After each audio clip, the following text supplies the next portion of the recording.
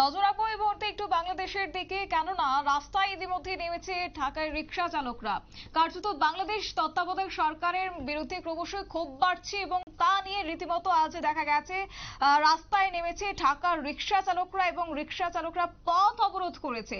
এবং তাদের যে অবরোধ কোথাও গিয়ে আওয়ামী লীগের ইন্ধন রয়েছে কিনা তা খুঁজতে ইতিমধ্যে শুরু করেছে সরকার। তত্ত্বাবধায়ক সরকারের বিরুদ্ধে বাড়ছে ক্ষোভ, তবে কি পদক্ষেপ নেবে সরকার জানবো বিস্তারিত। আমাদের সঙ্গে রয়েছে প্রতিনিধি শেখ মনিরুল। মনিরুল, কি জানতে পারছো? দেখো, ইউনিট সরকারের আমলে এবার কিন্তু যারা রিকশা চালক, ঢাকা রিকশা চালক, তারা কিন্তু মোটেও খুশি নয়।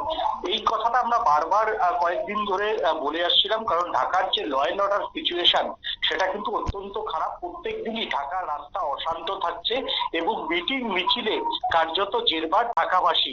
সেই জায়গা থেকে ঢাকার যারা রিকশা চালক তারা মনে করছে রাজনৈতিক ভাবে যদি ঢাকাতে স্থিতাবস্থা না আসে তাহলে ঢাকার যানজট মুক্ত হবে না।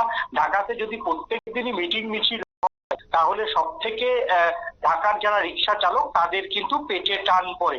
এবং রিকশা নগরী ঢাকা ব্যাটারি চালিত যে রিকশা চালকদের আন্দোলন গোটা দেশ থেকে বিচ্ছিন্ন। বৃহস্পতিবার ঢাকার মহাখালীতে পেটের দায়ে সড়ক ও রেল অবরোধ করেন ব্যাটারি চালিত রিকশা চালকেরা। এর জেরে একদিকে যেমন পড়শি দেশে রেল চলাচল স্তব্ধ, অন্যদিকে অবরোধের ফলে সড়কপথ যোগাযোগ বিচ্ছিন্ন। বাংলাদেশের রাজধানী শহরে ব্যাটারি চালিত রিকশা চলাচলে বন্ধ। হাইকোর্টের নির্দেশিকার প্রতিবাদে এদিন অনুরোধ করে বিপুল সংখ্যক রিকশা চালকরা রাস্তায় নামে। বৃহস্পতিবার বাংলাদেশের সময় সকাল 9টা থেকে অবরোধ শুরু করে ব্যাটারি চালিত রিকশা চালকরা। আগারগাঁও ও বসিলায় সড়ক অবরোধ করে বিক্ষোভ দেখেন তারা। এর জন্য মহাখালী, আগারগাঁও, বসিলার আশেপাশে এলাকায় ব্যাপক যানজট তৈরি হয়। অন্যদিকে মহাখালীতে রেলপথ অবরোধের কারণে ঢাকার সঙ্গে সারা দেশের রেল যোগাযোগ বন্ধ হয়ে যায়। সবে মিলিয়ে কাজের দিন মহানগরীতে থমকে গিয়েছে।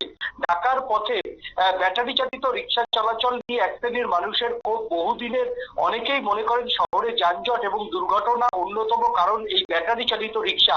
এর মধ্যে গত মঙ্গলবার বাংলাদেশ হাইকোর্ট একটি নির্দেশ দেয়, যেখানে বলা হয় মহানগরীতে সড়কে ব্যাটারি চালিত অটো রিকশা চলাচল 3 দিনের মধ্যে বন্ধ করতে হবে এবং অথবা বিধিনিষেধ আরোপ করতে হবে।